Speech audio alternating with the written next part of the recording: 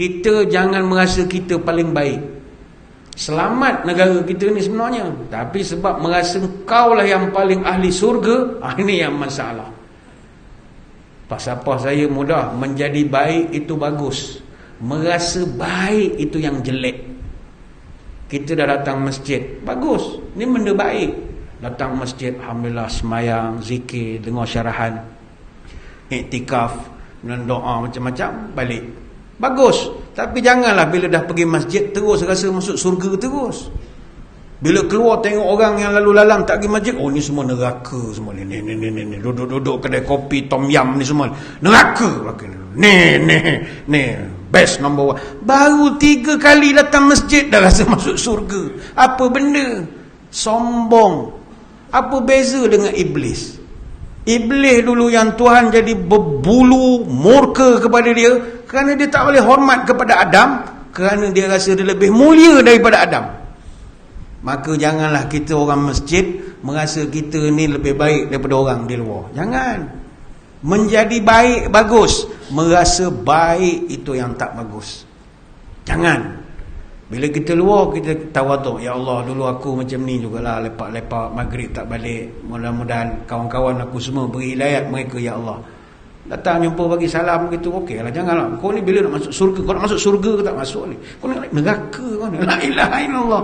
Baru pergi sembahyang maghrib neraka kau orang. Baru dengar ceramah YouTube dah tu neraka habis semua orang. Tak boleh begitu.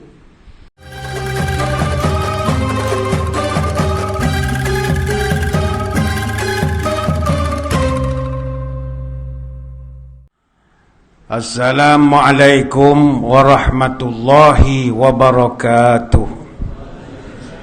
Bismillahilladzi la yadurru ma'asmihi syai'un fil ardi wala fis sama' wa huwas sami'ul alim. Alhamdulillahi hamdan katsiran tayyiban mubarakan fihi kama yanbaghi li jalali wajhikal karim wa li 'azimi sultanik.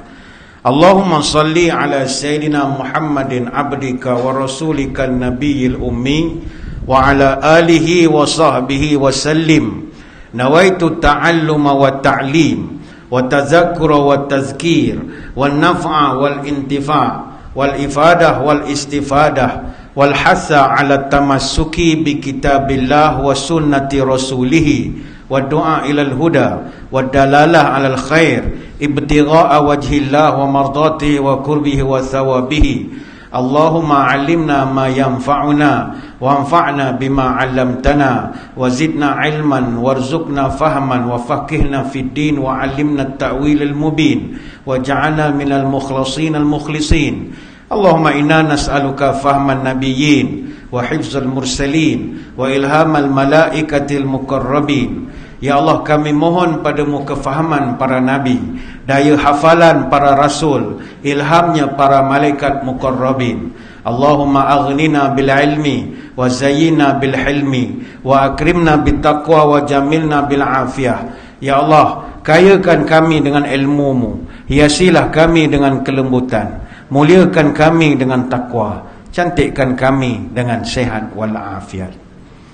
Terima kasih yang berusaha saudara pengacara majlis, Yang Berhormat Tuan Suhaimi bin Aini, Ahli Dewan Undangan Negeri kawasan N28 Kota. Yang saya hormati juga Tuan Nasaruddin bin Muhammad Noor, Pengurusi Masjid Qaryah Seberang Paya Kota Rembau. Yang dihormati juga Imam Masjid Seberang Paya Tuan Haji Shah Nizam bin Basirun, barisan ahli jawatan kuasa dan pegawai syarak Masjid Qaryah Seberang Paya. Yang diraihkan juga karya-karya daripada masjid berdekatan ataupun daripada kampung berdekatan, Kampung Ulu Gadung, Kampung Jeram, Kampung Mungkal, Kampung Batang Nyamuk, datuk-datuk yang tua, datuk-datuk sidang, datuk-datuk adat, ompek mondo seresam warih-warih kocik bosa tua muda jua ke semua kaum ibu yang terlengkung dek bondol nan 8 yang terduduk di tiang nan 2 belah. Terbentanglah tabir-tabir langit, terpasanglah tilam berkembi, tersusunlah bantal nan 10, kok putih bak bangau, kok hitam bak gagak, adat pusaka yang tak berubah, dia anjak layu, dia alih mati. Seterusnya tuan-tuan guru, para alim ulama, para habaib, muslimin muslimat, hadratul mukarramin, maaf jika tak disebut nama kesemuanya. Mana yang besar kot tak diimbau gelar, yang patut tak dipatutkan, yang tua tak dituakan, yang beradat tak diadatkan, yang dulu dikemudiankan, yang datuk dengan pangkatnya, yang alim dengan ilmunya, yang hulu dengan hulunya. Saya doakan semuanya sejahtera dalam limpahan rahmah dan barakah. Saya dahului dengan penyataan tahmid kesyukuran atas pertemuan malam ini, dan insya-Allah kita akan membicarakan tajuk Komuniti Harmoni Mendakap Redha Ilahi. Walaupun saya datang daripada Pahang, tapi ikut porot saya ni suku Tiga Batu Lubuk Kepong. Jadi Tiga Batu Nisan Tinggi, Tiga Batu Kampung Padang itu kira satu waris suku Belan lah. Mak saya orang Lubuk Cina. Hadirin hadirat sekalian, pertamanya saya rasa tersanjung dan menginsafi akan kedudukan saya dapat hadir ke masjid lama sebegini. Maka saya bagaikan anak yang masih belum khatam ilmu pengajian.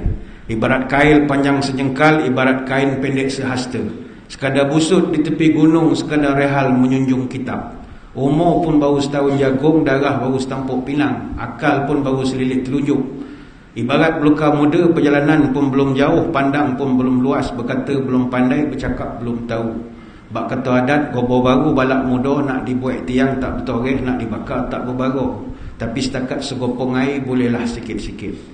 Justru saya terlebih dulu mohon maaf andai kata huraiannya kurang arif, susun katanya kurang bijak, atau bahasanya kurang sempurna.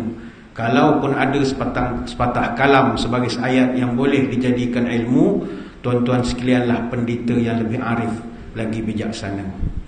Panjang mukadimah kalau lagi 9 ni. Hadirin hadirat sekalian, dalam hidup kita ni ada 4 jenis redha yang perlu kita kejar dalam kehidupan kita. Nombor 1 kita nak cari redha adalah redha Allah. Yang ni kita akan terangkan kemudian. Redha yang kedua adalah redha ibu bapa. Sebagaimana kata Abdullah bin Amru, ridha Rabbi fi ridhal walidi wa sakhatur Rabbi fi sakhatil walidi. Redha mak bapak bergantung kepada redha Allah, bergantung kepada redha mak bapak. Dan murka Allah itu juga tergantung kepada murkanya mak bapak. Ini hadis riwayat Imam Bukhari, Ibnu Hibban, Tirmizi dan Al-Hakim. Redha ketiga yang kita nak cari, redha suami kepada isteri. Ni isteri nak kena cari redha suami. Kata Ummu Salamah radhiyallahu anha, ayyuma imra'atin matat wa zawjuha anha radin dakhalatil jannah. Setiap isteri yang meninggal dunia dan suami direda pada dia, maka surgalah tempatnya. Hadis riwayat Tirmizi. Cari redha.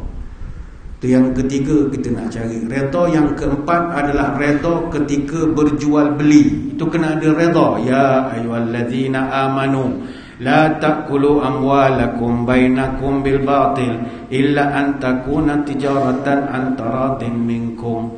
Wahai orang beriman, jangan kau makan harta sesama kau dengan cara yang salah, kecuali dengan cara meniaga yang mana berlaku redha dalam perniagaan itu. Surah An-Nisa ayat 29. Kita tak bincang yang lain lah, kita nak tumpu yang satu saja, iaitu kita nak mencari redha ilahi. Hadirin hadirat sekalian, apa maksud redha?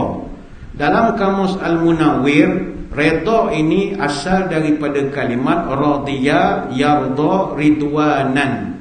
Maknanya senang, ataupun suka, ataupun setuju, ataupun puas. Sebab itu dalam Quran kalimat redha cukup banyak digunakan dalam pelbagai bentuk. Ada berapa? 73 perkataan. Adapun perkataan redha ni ada yang disebut contohnya radu, misalnya radu namanya redalah kamu. Itu ada disebut dalam surah Al-Maidah ayat 119, surah At-Taubah ayat 58, 59, 87, 93, ayat 100. Dalam surah Yunus ayat 7, surah Al-Mujadalah ayat 22, surah Al-Bayyinah ayat 8 dan banyak lagi. Dan bagi kita yang belajar tasawuf, redha ni salah satu disiplin dalam tasawuf. Orang belajar tasawuf tapi tak ada redha, itu bukan tasawuf, itu tahu sawuk saja. Dia mesti ada redha. Sebab dia kan tasawuf ni kita nak latih nafsu supaya daripada nafsu amarah jadi nafsu yang bagus. Dia kan manusia ni nafsunya ada 7 tingkat. Ada bawah sekali nafsu amarah, maknanya nafsu yang mudah sangat terdedah kepada godaan nafsu dan juga setan. Orang kalau nafsunya masih tak tingkat amarah, bagi dia jahat dengan baik sama saja, tak ada beza. Buat jahat tu pun okey, buat baik pun okey. Tak menyesal bila buat jahat, kadang-kadang lega dapat buat jahat. Dia minum arak, bir misalnya, dia lega pula, oh hilang masalah aku. Ada itu dipanggil nafsu amarah.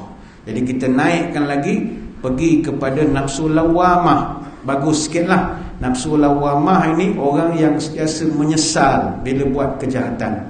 Bila dia buat kejahatan, dia tak mampu nak lawan, dia terus buat. Tapi lepas buat, dia sedih. Lepas sedih, buat lagi. Begitulah. Itu dipanggil nafsu lawamah. Bahasa mudahnya, masuk penjara, keluar penjara, masuk penjara, keluar penjara. Dia menyesal, tapi dia buat lagi. Ini macam orang makan sambal belacan lah. Walaupun pedas, tak serik. Makan lagi, makan lagi, makan lagi. Nafsu lagi tinggi tingkat, dia panggil nafsu mulhamah. Nafsu yang sudah mula diberi ilham, dah dipimpin, diberi hidayat. Tetapi orang ini masih duduk di atas sempadan. Orang yang berada atas sempadan antara baik dengan jahat, dia belum selamat lagi sebab dia baru diberi ilham. Kalau dia dah masuk zon selamat, barulah dia betul-betul selamat. Sebab itu dia kena upgrade pergi nafsu mutmainnah. Nafsu mutmainnah ini nafsu yang tenang, tidak digugat oleh kesenangan atau kesusahan, tak digugat oleh sihat atau sakit, tak digugat oleh penghinaan atau pujian. Bagi dia sama saja. Pujian tak menjadikan dia berbunga, dikeji tak terasa sakit, tak ada perasaan marah, tak ada dendam. Ini orang dah peringkat nafsu mutmainnah. Bagi dia biasa saja. Ujian sakit ke, dapat bonus ke, sama saja, syukur semua. Tapi ada lagi tinggi, nafsu radiyah. Ini levelnya, redha. Nafsu radiyah ni adalah orang yang dah sampai makam redha. Dia redha apa saja yang Allah takdirkan kepada dia. Orang nafsu radiyah, dia dah sampai peringkat terhibur dengan ujian. Bagi dia ujian ini macam hadiah daripada Allah. Kalau dalam seminggu dia tak demam, dia susah hati, Tuhan tak sayang dia agaknya. Tapi bila dia sakit saja, terlanggar bucu katil ke apa, oh dia seronok, wah sakit aku hari ni. Artinya diuji oleh Allah. Ini redha.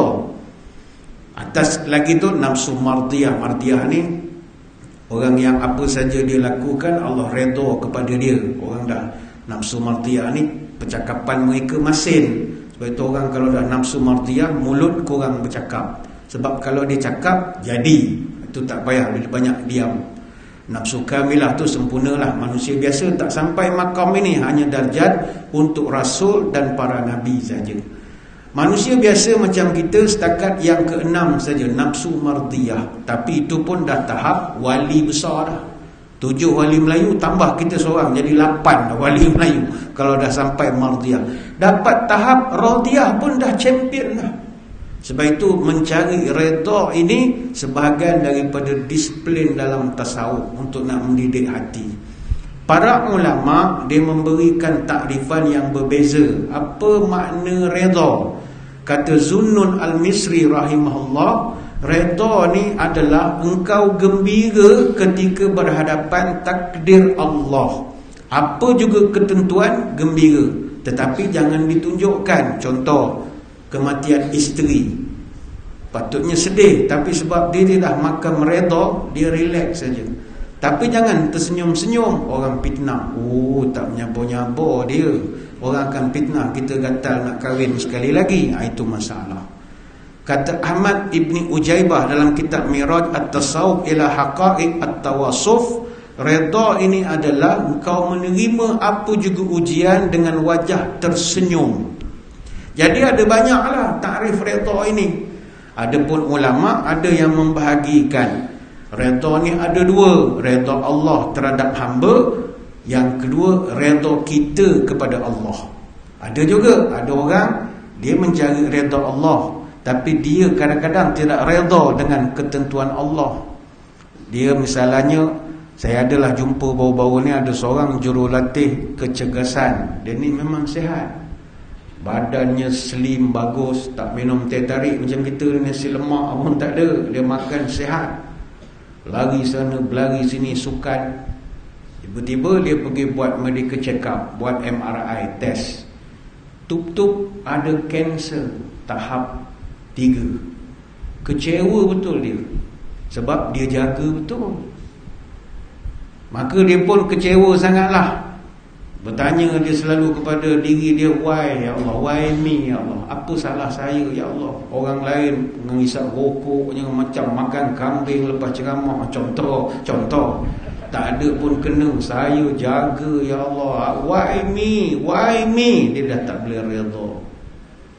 Tapi di saat kita bertanya kepada Allah, ya Allah, why me, Allah pun tanya kepada kita, why not. Apa sebab aku tak boleh uji kau? Lu siapa?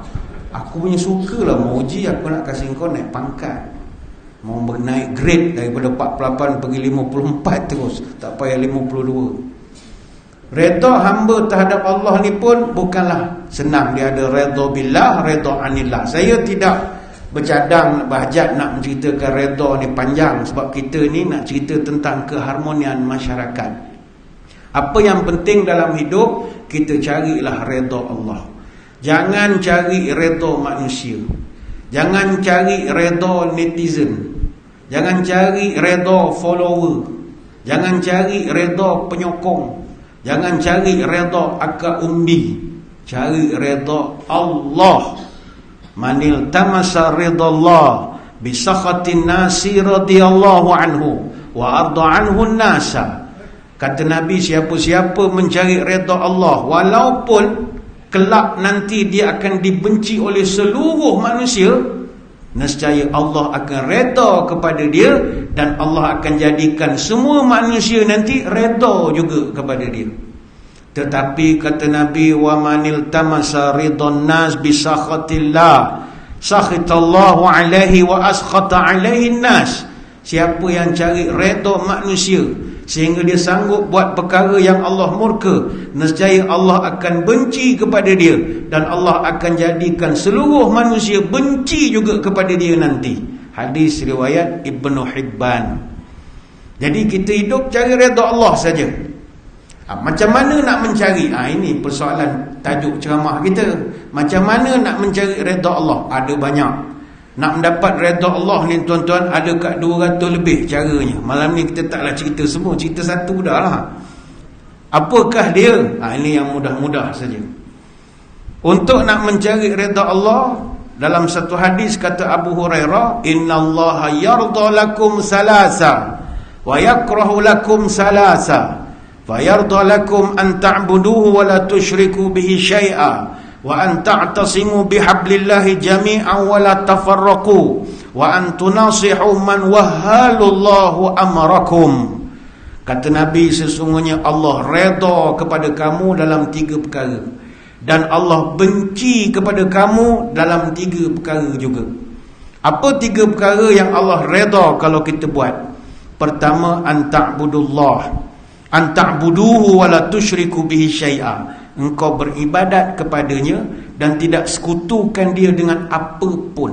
Mana tidak menyamakan Tuhan dengan apa kekuasaan makhluk, termasuklah batu cincin pada jari kita, tak seakan sama kekuasaan Allah lebih lagi. Yang kedua, wa an ta'tasimu bihablillahi jami'an wa la tafarraqu. Kamu semua pegang teguh dengan tali Allah, iaitu Islam, dan jangan berpecah belah.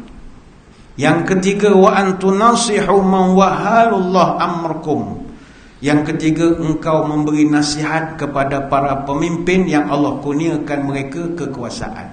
Beri nasihat, cakap elok-elok, jangan menghina-hina, cakap elok-elok, tapi mesti mau nasihat. Allah redha kamu. Apa perkara 3 perkara yang Tuhan benci kita buat? Wa yakrahu lakum qila wa qala wa kasratus su'al wa ida'atil mal. Pertama sekali, Tuhan tak suka engkau qila wa qala, menyampai-nyampai. Maknanya dapat cerita terus forward tanpa ada tabayun. Itu Tuhan benci betul. Kan kita semua ni ada WhatsApp group semua kan, Tiap-tiap hari pagi-pagi buka phone, macam-macam berita orang hantar. Forwarded many times. Ada dapat berita, Inna lillahi wa inna ilaihi raji'un, telah berpulang ke rahmatullah penceramah tersohor tanah air, Ustaz Pulan bin Pulan. Semoga Allah ampunkan dosa dia. Al-Fatihah. 20 orang ahli dalam grup, semuanya Al-Fatihah, Al-Fatihah, Fatihah, Fatihah, Fatihah, Fatihah, Fatihah, Fatihah, Fatihah. Forward pula kepada grup lain, forwarded many times. Tak ada seorang pun yang tanya, kau tahu mana ustaz ni meninggal? Tak ada seorang. Itu Tuhan marah betul. Mesti mau tabayun. Kita tak ada tabayun. Tibayun ada tibai. Tak boleh. Tuhan tak suka memforward-forwardkan ni, menyampai-nyampai. Yang kedua, kasrati soal, banyak sangat bertanya. Lepas itu kalau dalam majlis ilmu tanya bagus, tapi kalau terlampau banyak, Tuhan tak suka. Sebab kadang-kadang pertanyaan boleh membawa kepada pergaduhan dan permusuhan. Tengok dalam parlimen gaduh, banyak nak tanya. Mohon laluan, duduk, bangun, tarik balik, gaduh. Sebab banyak bertanya. Bertanya tidak salah, jangan banyak bertanya. Dia bertanya yang salah, ni bertanya yang tidak beramal. Maksudnya, dia banyak tanya. Rupanya dia tanya tu bukan makin banyak dia nak beramal, tapi makin nak diskaun lagi beramal. Kadang ada orang kalau di Mekah, Ustaz, wukuf haji wajib. Wajib tuan, kalau tak pergi tak ada haji lah. Oh, okey. Kalau mabit Muzdalifah tu, kalau tak pergi tak apa Ustaz. Itu tak apa, tak pergi, tapi kena bayar dam lah. Oh, bagus ya. Berapa damnya Ustaz? Itu 2 ekor kambing je. 2 ekor ya. Saya bagi 5 ekor boleh Ustaz. Saya nak duduk hotel je lah. La ilaha illallah. Dia punya tanya panjang, rupanya duduk hotel je. Dia tak nak pergi mabit. Ni contoh. Yang ketiga, idha'atil mal, membuang-buang duit. Ni hadis riwayat Muslim. Ni saya tidak ulas lah perkara yang Allah murka ni. Kita nak tengok perkara yang Allah redha. Jadi salah satu yang Allah redha apabila kita ni pegang teguh dengan Islam dan tidak berpecah belah sesama kita. Kita mesti harmoni. Tuan-tuan sekalian, kita ni pula duduk sekampung. Keharmonian ni benda mustahak. Sebab itulah ketika malam kemerdekaan 31 Ogos 1957, 3 orang agamawan telah terlibat dalam upacara pengisytiharan merdeka. Siapa 3 ulama yang terlibat dalam pengisytiharan merdeka? Pertama sekali Syekh Abdullah Fahim. Syekh Abdullah Fahim ni orang yang meletakkan tarikh 31 Ogos tu. Itu ulama'nya tarikh. Tunku Abdul Rahman ketika itu jumpa dengan dia di Pulau Pinang. Dia tanya kepada Syekh Abdullah Fahim ni pakar falak. Dia pandai falak. Lepas tu yang di Pulau Pinang, tempat balai cerapnya tu dia panggil Syekh Abdullah Fahim. Memang dia pandai. Jadi Tunku Abdul Rahman tanya bila tarikh sesuai nak merdeka. Dia ni orang lama duduk di Mekah, cakap Arab, masih kekal cakap Arab lagi. Dia kata am khair atana, kata dia. Tahun yang baik akan datang pada kita. Dia pun kira-kira buat hari Sabtu 31 Ogos 1957. Dan dia pesan kalau tak boleh merdeka 31 Ogos 1957, maka jangan buat pada tahun yang seterusnya, tapi tahun yang ada sedikit bagus, tahun 1962. Kata kalau 57 tak boleh, jangan buat 58, 59, 60, 61. Tahun 62 baru kau isytiharkan. Dan Tunku Abdul Rahman ikut betul nasihat ini. Diusahakan merdeka 31 Ogos 1957. Ulama yang kedua yang terlibat dalam pengisytiharan mereka adalah Tan Sri Hasan Azhari. Apa tugasan dia? Melaungkan azan. Dan ulama yang ketiga ni orang Negeri Sembilan kena banggalah, iaitu Mufti Negeri Sembilan Syekh Haji Ahmad bin Muhammad Sa'id telah membacakan doa kemerdekaan. Timbul soalan, kenapa pula Mufti Negeri Sembilan baca doa kemerdekaan? Kan buat di Kuala Lumpur. Mana Mufti wilayah? Wilayah apa? Wilayah pun tak wujud lagi zaman itu. Tapi kenapa pula pilih orang Negeri Sembilan? Sebab yang di-Pertuan Besar Negeri Sembilan, Tuanku Abdul Rahman adalah yang di-Pertuan Agong pertama Tanah Melayu selepas kita merdeka. Maka Syekh Ahmad Al-Linggi secara automatik perlu menjalankan tugas-tugas di peringkat kerajaan persekutuan. Sebab masa itu belum wujud lagi jawatan Mufti Wilayah Persekutuan. Apa doa yang dibacakan oleh Mufti Negeri Sembilan? Panjanglah doanya. Tapi apa yang menarik dalam doanya, kata dia bismillahirrahmanirrahim, Allahumma waffiq sairul umali wal wuzara was salatini wal muluki wal umara. Ya Allah, anugerahkanlah taufik dan hidayat kepada semua pentadbir awam, jemaah menteri, para sultan dan raja serta para pemimpin negara ini. Panjang sampai di ujung disebut wa aslih bainana wa baina ghairina. Ya Allah, harmonikanlah antara kami dan juga dengan bangsa-bangsa selain daripada kami, hatta takuna fi amanin wa salamin, supaya kami sentiasa hidup dalam keadaan aman dan selamat. Tuan-tuan, kenapa doa itu dirangkumkan dalam doa malam merdeka? Sebab harmoni ini benda mustahab. Keharmonian dia membawa kepada keamanan, dan keamanan ini adalah nikmat. Orang jarang sedar bahawa keamanan ni adalah nikmat.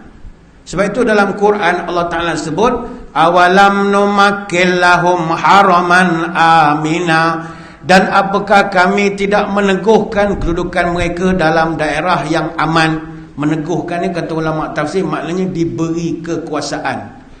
Yujba ilaihi thamaratu kulli syai'in rizqan min ladunna walakinna aktsaruhum la ya'lamun.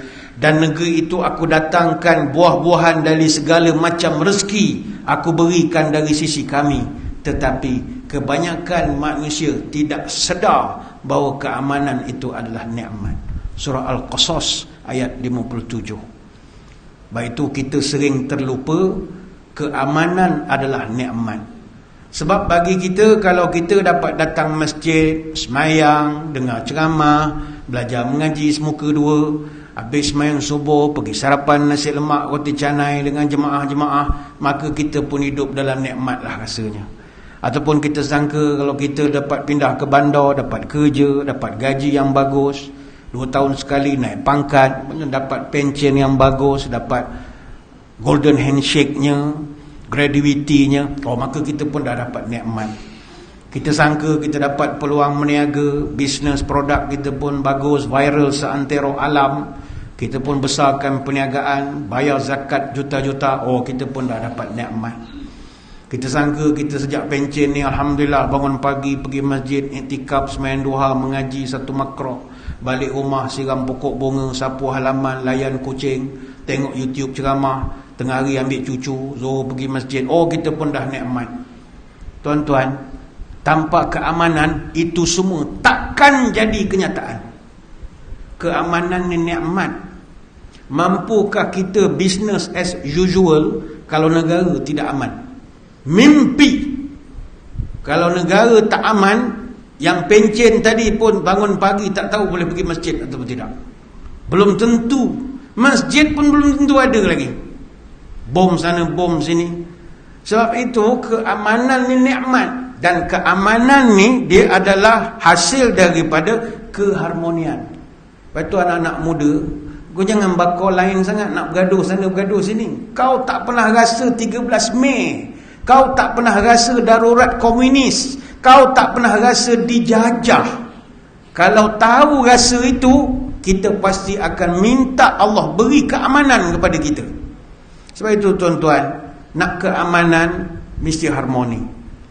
Keharmonian ni perpaduan. Perpaduan ni adalah nikmat kebahagiaan. Sebab itu dalam Quran Allah Ta'ala sebut, wa'tasimu bihablillahi jami'an wa la tafarraqu wazkuru ni'matallahi 'alaikum id kuntum a'da fa'alafa baina qulubikum fa asbahtum bi ni'matihi ikhwana. Garis bawahkan perkataan bi ni'matihi ikhwana. Dalam ayat ni Allah Ta'ala pesan, manusia, pegang teguh kamu kepada tali Allah, jangan kamu bercerai-berai. Dan ingatlah balik, kenang balik nikmat Allah kepada kamu ketika dulu kamu saling bermusuh-musuhan, tapi aku menyatukan hati kamu, akhirnya kamu menjadi masyarakat yang bersaudara. Dan itu adalah nikmat. Surah Ali Imran ayat 103. Indahnya bermasyarakat. Kalau kita ni semua bagaikan au dengan tebing, bukit sama didaki, lembah sama dituruni, berat sama dipikul, ringan sama dijinjing, bulat air kerana pembentung, bulat manusia kerana muafakat. Hati gajah sama dilapah, hati kuman sama dicicah. Kalau mendapat sama laba, kehilangan sama berani. Duduk muafakat menjunjung adat, duduk bersama berlapang dada, duduk berkawan bertenggang rasa. Duduk di kampung rasa merasa, duduk di negeri pada patutnya, duduk di majlis bermanis muka, menjadi suluh dalam gelita, menjadi penyabar dalam murka, menjadi benteng dusun dan kampung, menjadi pagar teluk dan tanjung. Kot mana yang keruh dijernihkan, yang membonggol diratakan, yang kesat diamplaskan, yang menyalah dibetulkan, yang renggang dirapatkan, mana yang sakit diubatkan, mana yang larat diingatkan. Tak kira siapa, yang buta mengembus lesung, yang pekak membakar meriam, yang bisu menyimpan rahsia, yang tempang jaga tongkat, yang kurus menjaga lauk, yang gemuk mengimbang perahu, yang cerdik ajak berunding, yang rendah menyusuk kalung, yang tinggi menyulang rabung. Maka kita akan jadi harmoni. Adat hidup sama manusia, pahit manis sama dicicah. Adat hidup berkaum bangsa, sakit senang sama dirasa, jaga menjaga, tak ada lengah, bagi membagi. Dalam susah, sama ke tepi, sama ke tengah, sama merugi, sama melaba, sama tinggi, sama rendahnya. Adat hidup berkawan-kawan, sama melangkah seiring jalan, sama mengingat, sama menjagakan, sama merasa rezeki di pinggan, sama menegur air secawan. Adat hidup dengan sahabat, kalau berlaba sama mendapat, kalau lupa ingat mengingat, kalau berbeban sama diangkat, kalau menimbang sama berat, kalau menakar sama sesukat. Adat kita hidup sekampung, sakit senang sama ditampung, laba rugi sama dihitung, beban dan berat sama ditanggung, dalam sempit sama berlindung, bila karam sama mengapung, sama ke teluk sama ke tanjung, sama seperiuk sama selesung. 3 hari tak habis nak baca satu. Pentingnya keharmonian. Tapi sayang, keharmonian kita hari ini dilanda gelombang besar. Gelombang yang sangat besar. Maka di kalangan kita ada yang kita lihat berimannya di mulut tapi hatinya berlumut. Beriman di lidah tapi hatinya menyalah. Lidahnya bercabang, langkahnya menyilang, cakap belecoh, perangai tak senonoh. Ke tengah memfitnah, ke tepi berdengki, ke laut mengasut, ke darat mengumpat. Ke hulu menipu, ke hilir menyindir, ke atas mengampu, ke bawah melapah, ke gunung menyombong, ke lurah menista, duduk mengutuk, tegak membengkak. Berbudi mencaci, bersedekah, mencerca, bertaring, tengking, menengking, berkuku, berseteru, berpangkat, umpat, mengumpat, berhata, kata, mengata, berduit, cubit, mencubit. Sama keluarga, laga, melaga, sama kawan, makan, memakan, sama sahabat, sebat, menyebat, sama bangsa, paksa, memaksa, sama serusun, pulun, memulun, sama sekampung, hasung, menghasung, sama sedesa, cerca, mencerca, sama senegeri, iri, mengiri. Masyarakat kita dilanda hempasan obat perebutan kuasa yang tak berkesudahan, yang kelihatannya semakin meretakkan perpaduan.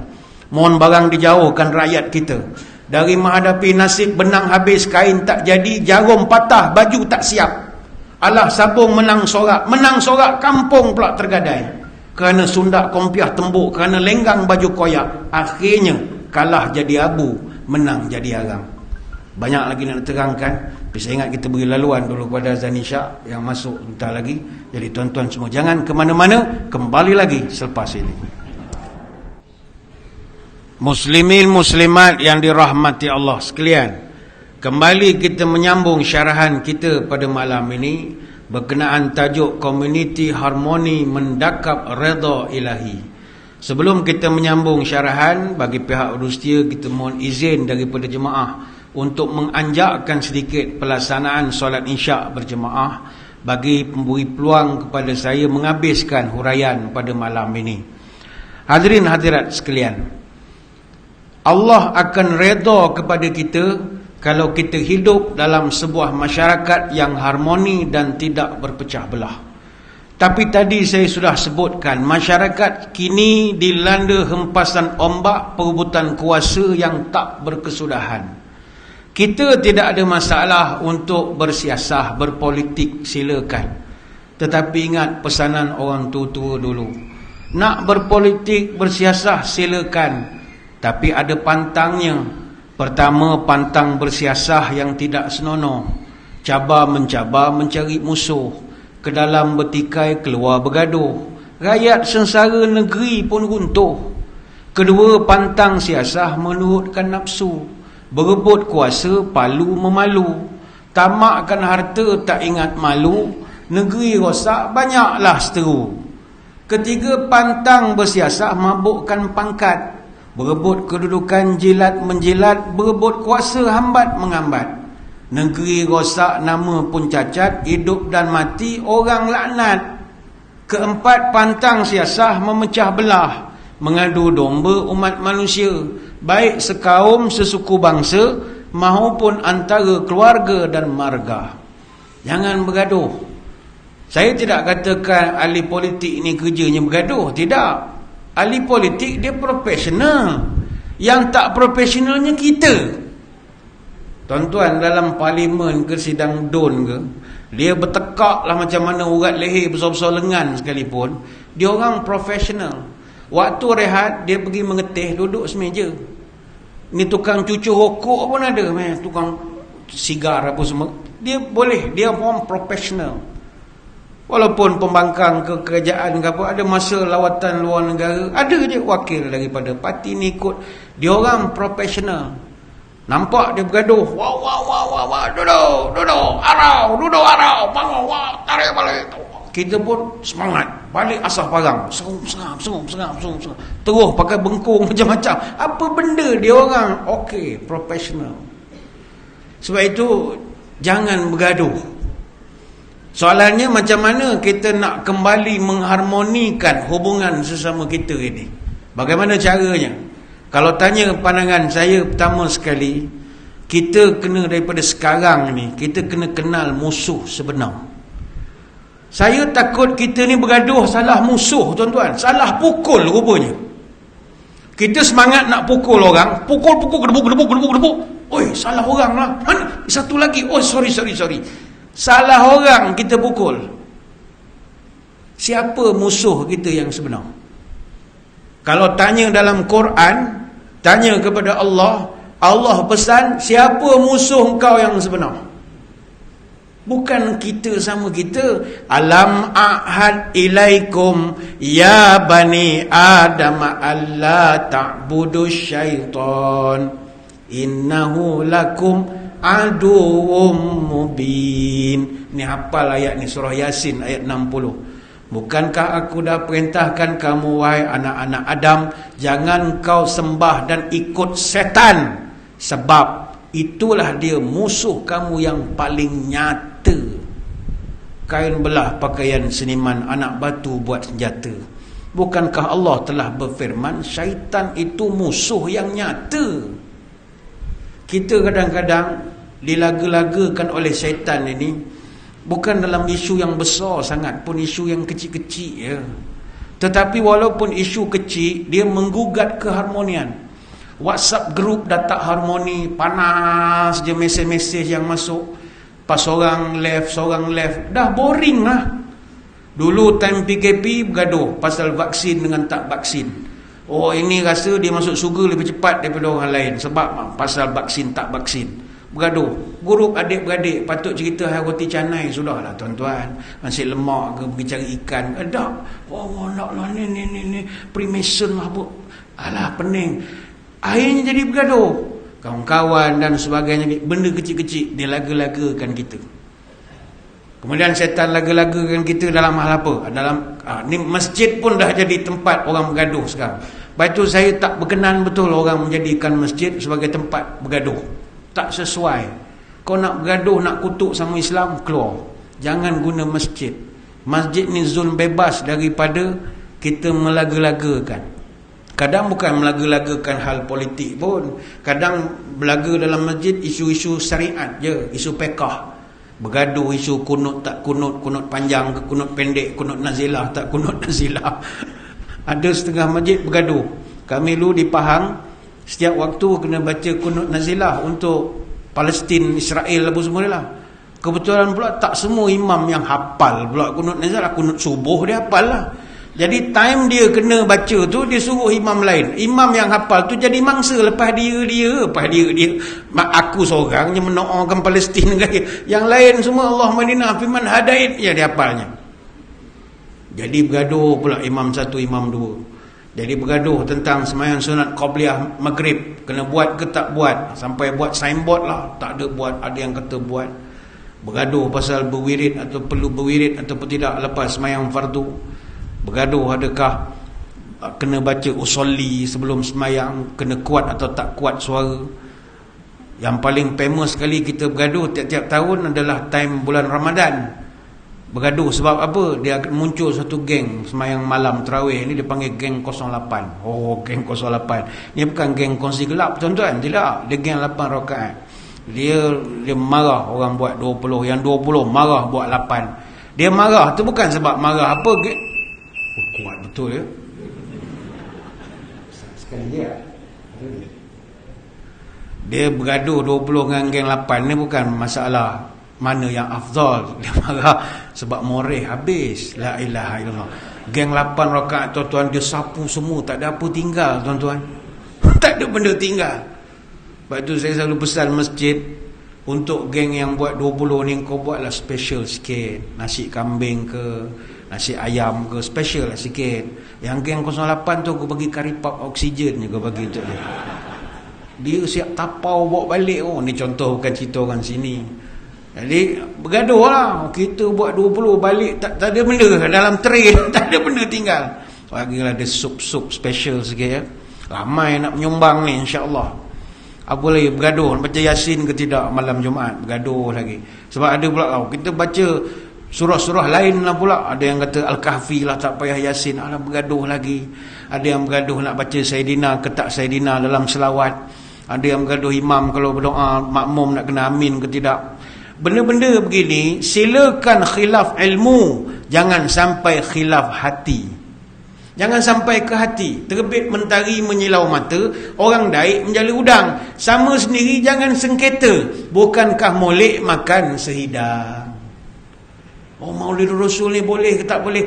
Boleh ke tak boleh? Kau datang makan je. Tak nak dengar ceramah pun tak apa. Ada makan. Duduk makan sehidang. Kita berlapang dada, kita sabar, kita reda, barulah harmoni. Duduk bersama, berlapang dada, duduk berkawan, bertenggang rasa.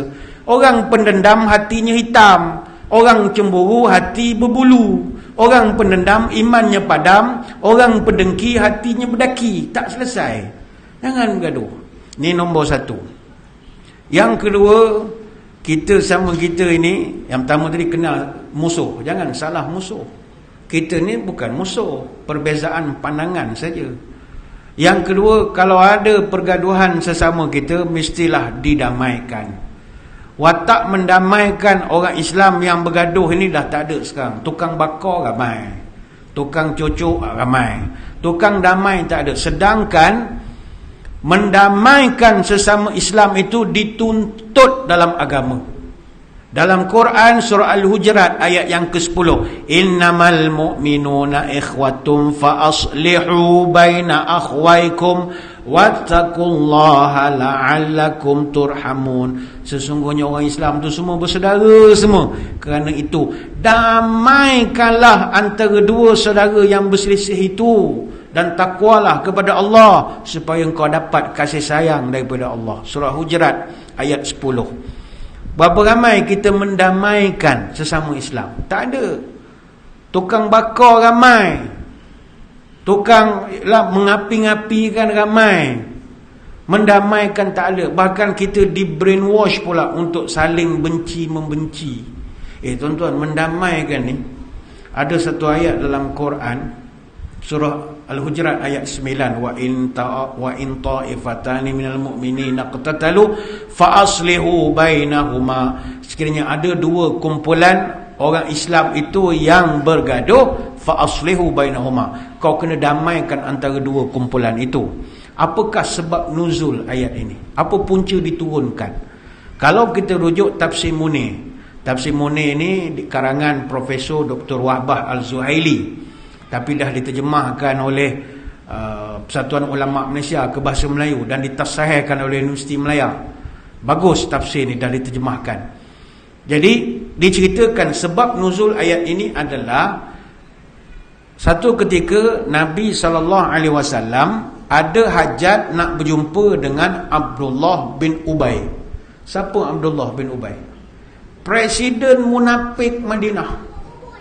Nabi nak pergi jumpa dia, Nabi bawa sahabat-sahabat, rombongan dia pergi ke rumah. Nabi membawa keldai. Keldainya ada riwayat kata Ya'fur nama keldainya. Dia pun bawa keldai, datang ke rumah Abdullah bin Ubay. Dia pun parking lah keldainya tu di depan rumah Abdullah bin Ubay. Tiba-tiba keldai Nabi ni kencing, buang air kecil. Buang habis halaman rumah Abdullah bin Ubay. Abdullah ni agaknya orang yang betul terang. Dia marah. Dia kata apa benda lah, rumput habis rosak, raman rumah orang dah tahu bawa keldai macam ni, parking lah jauh sikit. Umpama kita lah bawa kereta lama pergi rumah orang, parking bawah bumbung rumah orang, habis minyak hitam tumpah apa semua. Marah tuan rumah, bukan senang nak bersihkan. Marble dia tu mahal. Samalah ni, habis. Jadi bila dia marah-marah pada Nabi, sahabat angin lah. Abdullah bin Ubay, kau jangan kurang ajar. Ini Nabi tau. Ini bukan orang pejabat agama ni. Ini Nabi ni. Kau jangan nak biadab sangat mulut kau. Ni kita orang ada lagi hidup di sini. Kau jangan kurang ajar sangat. Abdullah bin Ubay pun ada dia punya juak-juak dia. Anak-anak buah dia semua seng-seng lengan. Abdullah bin Ubay bukan bercakap dengan kau. Dia cakap dengan tuan keldai ni. Yang kau sibuk apa? Masing-masing dah seng-seng lengan. Dah nak bergaduh lah. Wah, duduk, tarik balik, duduk, tarik balik. Pak Turan 33.6, tarik balik. Macam tu lah contoh. Wah. Nabi diam. Ketika diam itulah, masa bergaduh tu, ada Abdullah bin Ubay keluar ayat, tanaha anni, bawa lari kedai ni daripada rumah aku, buat gangguan rumah aku je. Ada sahabat pun marah juga. Abdullah bin Ubay, la khimar Rasulullah atiba minka.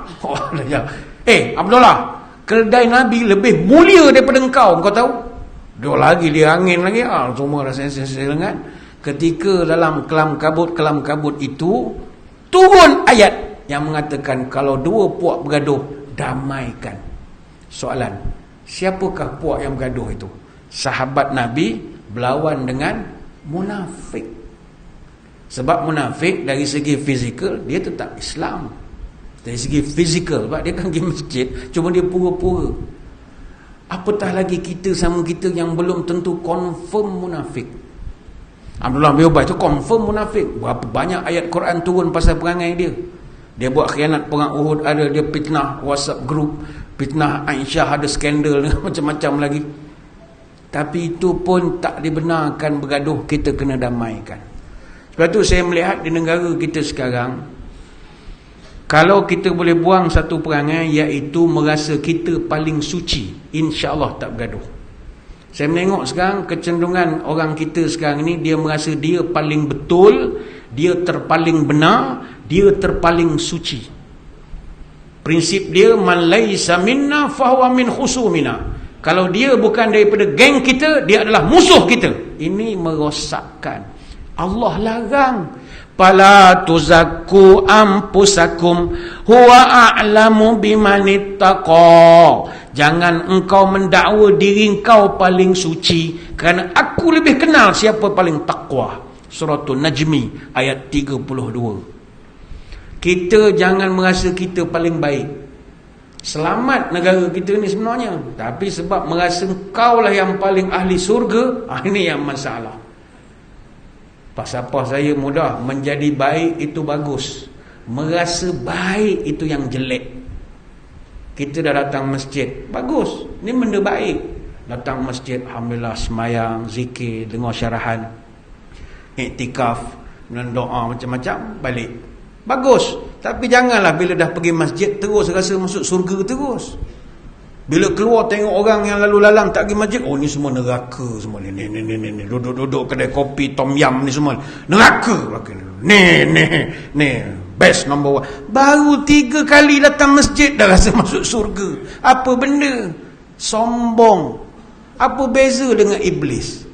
Iblis dulu yang Tuhan jadi berbulu murka kepada dia kerana dia tak boleh hormat kepada Adam, kerana dia rasa dia lebih mulia daripada Adam. Maka janganlah kita orang masjid merasa kita ni lebih baik daripada orang di luar. Jangan. Menjadi baik bagus, merasa baik itu yang tak bagus. Jangan. Bila kita luar, kita tawaduk, ya Allah, dulu aku macam ni jugalah, lepak-lepak maghrib tak balik, mudah-mudahan kawan-kawan aku semua beri hidayat mereka, ya Allah. Datang jumpa bagi salam gitu, okey lah, janganlah kau ni bila nak masuk surga, kau nak masuk surga ke tak masuk ni, kau nak neraka kau ni, la ilaha illallah, baru pergi sembahyang maghrib neraka kau orang, baru dengar ceramah YouTube dah tu neraka habis semua orang. Tak boleh begitu.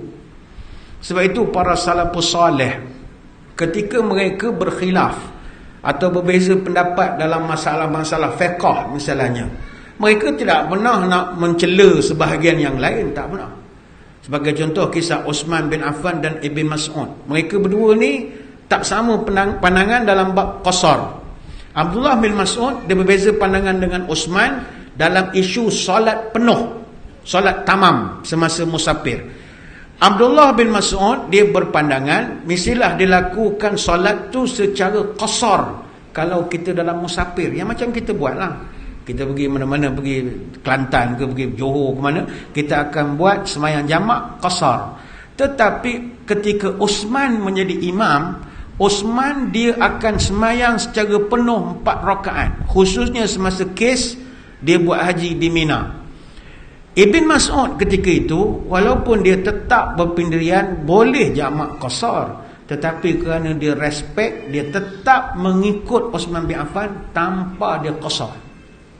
Jadi ada sahabat yang tanya, sebab Ibn Mas'ud ni alim besar, maka faqila lahu ibta ala Uthman summa sallaitu arba'an, kenapa kau sembahyang 4 rakaat sedangkan kau dulu pernah solat bersama Nabi, bersama Abu Bakar, bersama Omar, semua mereka ni tiga-tiga buat qasar.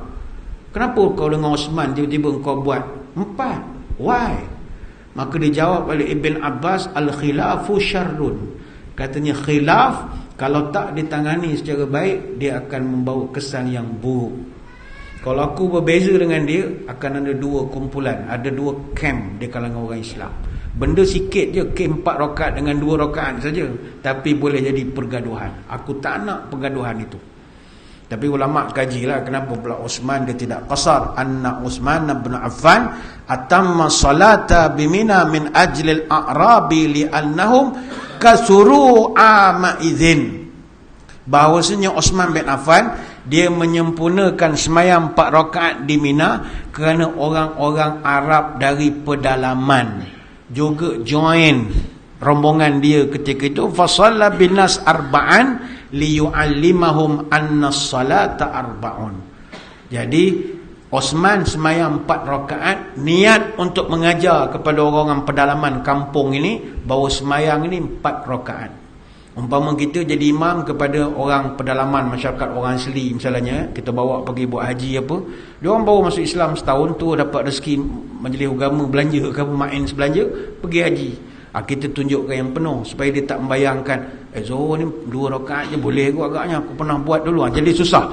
Kita beritahu ni tetap 4 rakaat. Lain tahun baru diajarkan yang cara jamak. Ini kata pandangan para ulama. Begitu juga para sahabat Nabi. Kata Anas bin Malik, kami para sahabat Nabi kalau keluar bermusafir, ada ni bulan Ramadan, ada di kalangan kami yang puasa, ada juga di kalangan kami yang tak puasa, yang buka puasa, dan ada antara kami yang semayang jamak, dan ada yang kami semayang penuh. Tetapi tidak pernah orang yang berpuasa mengutuk kepada yang tak puasa. Kau ni apalah pemalas, aku lagi tua pun boleh puasa. Tak pernah, never. Tak puasalah. Dan orang yang salat qasar tidak menganggap aib pula kepada orang yang semayang penuh, dan begitulah sebaliknya. Ini hadis riwayat Al-Baihaqi. Ingat tuan-tuan, kita sama Islam ni, khususnya sama Islam, kita tak boleh bergaduh, mengada-ngada lebih sangat. Sikit-sikit okey, 2 hari 3 hari bergaduh, manusia kan. Sedangkan lidah lagi tergigit. Suami isteri pun bergaduh, itu tidur sekatil tuan-tuan. Dia pula dengan orang yang tak pernah tidur dengan kita, lagilah kita bergaduh.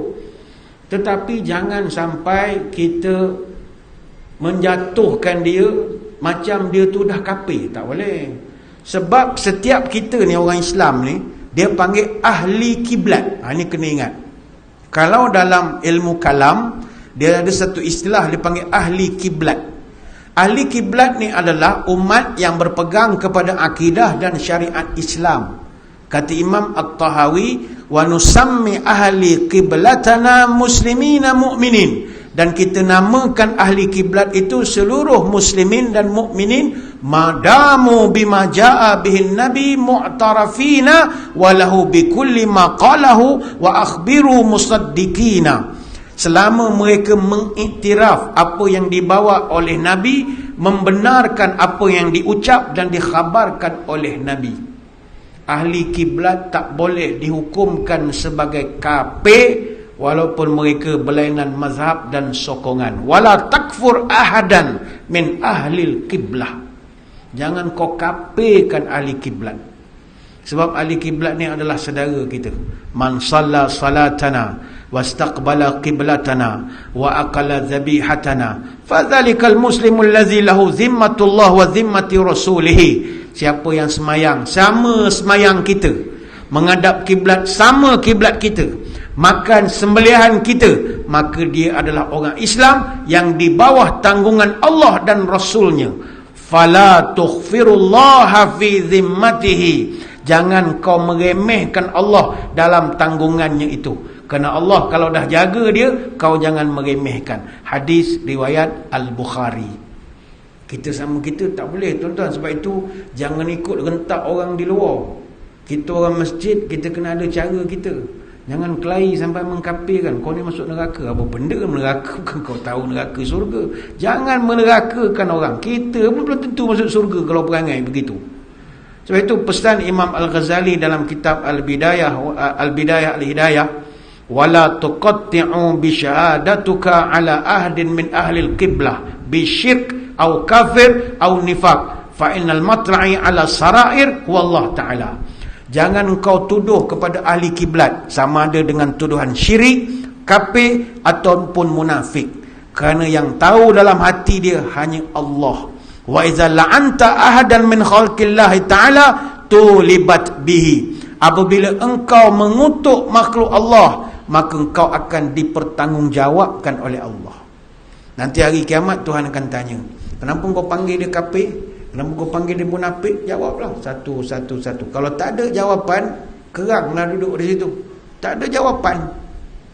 Jadi dalam bahasa mudahnya, marilah kita sama kita ni jangan bergaduh. Itulah orang Melayu dulu, dia ada kata-kata yang indah lah tentang persoalan bergaduh ini. Kata mereka, cari-cari bulu ayam, akhirnya bercantum juga. Air dicincang takkan putus, pancung debu tak berbekas. Biduk lalu kiambang bertaut, hanyut perahu ke tepi pantai. Kisah dulu jangan disebut-sebut, memang dah tahu hajat tak sampai. Mana yang keruh kita jernihkan, yang membonggol kita ratakan, yang kesat kita amplaskan, yang menyalah kita betulkan, mana yang renggang kita rapatkan, mana yang sakit kita ubatkan. Pucuk putat warnanya merah, bila dikirai terbang melayang. Duduk muafakat ni mengandung tuah, sengketa usai, dendam pun hilang. Baik itu harmoni ni sangat mustahak. Kita berdoa kepada Allah, semoga Allah tidak menjadikan bangsa kita ini sebagai bangsa yang terus-terusan berkelahi siang malam pagi petang. Sebab itu yang paling kita takut sekarang ni, selain daripada soal bergaduh, adalah kita sekarang ni dari segi fitnah memfitnah ini begitu luar biasa sangat, tuan-tuan. Jangan. Jadi saya kira sekadar itulah saja sembang-sembang pada malam ini. Saya mengucapkan ribuan terima kasih di atas undangan. Mohon maaf sebarang kekurangan, moga-moga bertemu pada lain-lain kesempatan. Sebelum kita berpisah, marilah kita menadah tangan berdoa. Moga majlis kita diberkati ilahi. A'udzubillahi minasyaitonirrajim. Bismillahirrahmanirrahim. Allahumma salli wa sallim ala sayyidina Muhammad salatan tukhrijuna biha min zulumatil wahmi. Allahumma tawil umurana wa sahih ajsadana wa nawwir qulubana wa thabbit imanana wa ahsin a'malana wa wasi' arzaqana wa ilal khairi qarribna wa 'anil syarri ab'idna waqdi hawaijana fid dini wad dunya wal akhirah innaka 'ala kulli syai'in qadir. Ya Allah, panjangkanlah umur kami dalam keberkatan, sihatkanlah tubuh badan kami, sembuhkanlah sebarang penyakit-penyakit kami, terangkanlah hati kami, tetapkan iman kami, elokkanlah amalan kami, luaskan rezeki kami, dekatkan kami dengan kebaikan, jauhkanlah kami dari kejahatan, kabulkanlah segala doa kami, sama ada dalam urusan agama, dunia ataupun akhirat. Subhanakallahumma wa bihamdika nashhadu an la ilaha illa anta nastaghfiruka wa natubu ilaik. Wa sallallahu ala sayyidina Muhammadin wa ala alihi wa sahbihi wa baraka wa sallam. Walhamdulillahi rabbil alamin. Sekadar itu, wabillahi taufiq wa hidayah. Assalamualaikum warahmatullahi wabarakatuh. Wallahu a'lam.